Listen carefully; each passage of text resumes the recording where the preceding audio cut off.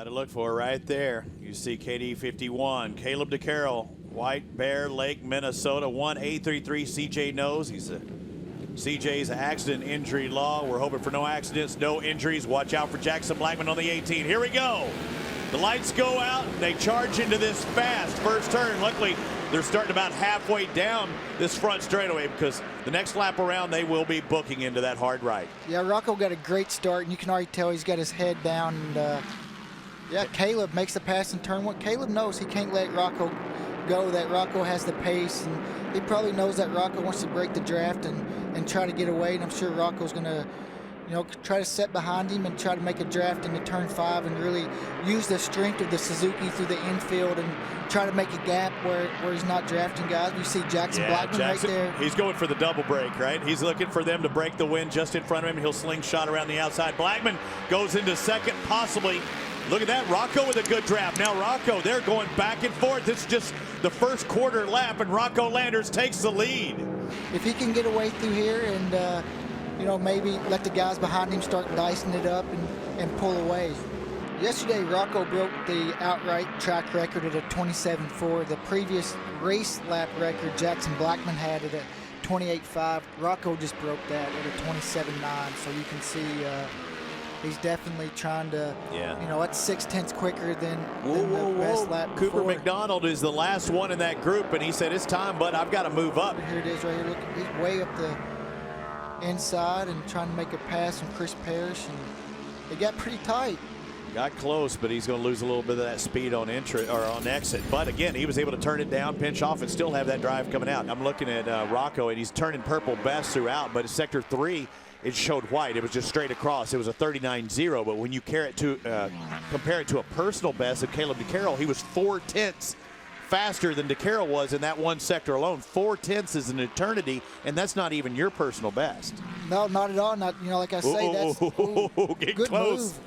It was a good move by Cooper McDonald, but you're right. That sector is the one that I always talk about, where Rocco's a lot faster and his bike works better than that one, and he's making it happen, and he's already, you know, 27.8. That's again his best lap.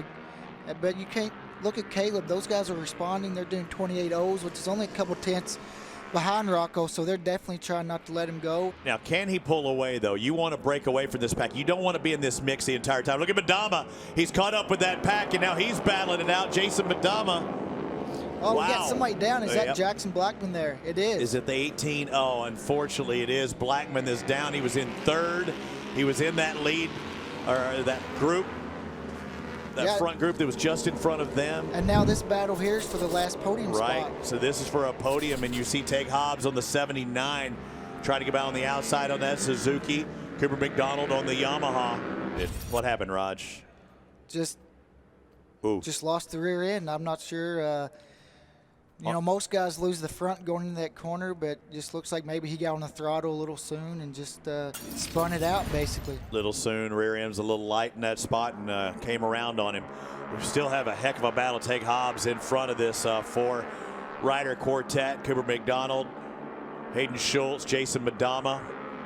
This is for a podium spot. I mean, it's a big, big deal for these guys. And look at Schultz trying to get that draft. There goes Cooper. Schultz is going to try and do the same, and he does. And now Madama pulls out again. There's a veteran. Oh, we got a Cooper McDonald sandwich, and there goes Schultz driving around the outside. Good move.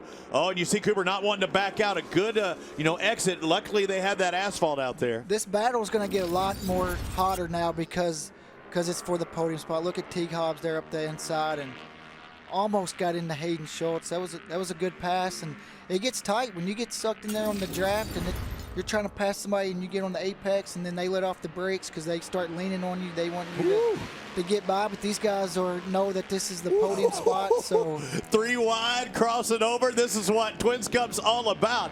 A lot of talented, a lot of young riders mixed in with some not so young riders. I'm telling you, the guy that's leading out of that final turn, turn 14, will probably not be in front as they cross the checkered. Madama on the inside, and driving on the outside is that Schultz. He's putting the pressure on McDonald. Here's another straightaway. We're going to see some drafting going on. Yeah, now Toby Comstock, he's right there in the middle of it. So now we have 5 guys going to battle for this last spot. So all these guys drafting coming out of turn 3 here, headed into turn 5. It's gonna get pretty exciting headed into there. Teague, a big wiggle. He's the 4th rider in that picture. Cooper trying to get drafted by Madama, actually going a little more inside, a little defensive move there maybe.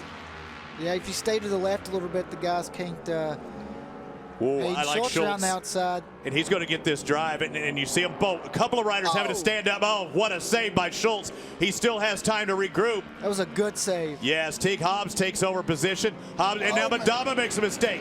They're all making. Toby Komsuk had been way back there the entire time, and he might actually finish on the podium as Rocco Lander's starting to pull away on this final lap. The 97 is trying to win for the first time in 2020 in his 3rd attempt here in the Twins Cup. Suzuki is powering down that front straighter. I don't care how fast Caleb DeCarroll's bike is. He is not as fast as Rocco Landers is today. The 97 Suzuki takes the win for the first time in 2010, and he is ecstatic. Caleb DeCarroll, I'm sure he's going to do a little knuckle bump there and congratulate him. Here's our race to the finish. It's the 79 to Hobbs. Is that Schultz just behind him? Schultz trying to get in that drive. Hobbs made the one move that he could make. Schultz got to run. He's got the drive. And can Hobbs pull back out and try and do it again? No, Schultz takes 3rd. Congratulations, Hobbs, McDonald, Komsuk, and Madama. Those 7 riders.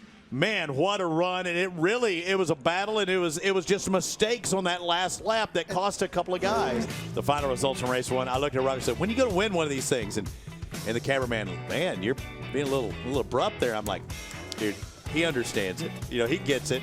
As a racer, you know you're there. And he's like, I don't know, you know. I'm going to do what I can do. And he did just that. DeCarroll 2nd, Schultz. But look all the way down to 7th place. Standish was a ways back with Chris Parrish. But, you know, Madama had a chance to finish on the podium. And one big bobble really cost him. Yeah, that mistake in turn 6 cost him his chance for the podium. So at least he saved it and could regroup and finish in the top 10 and get 7th.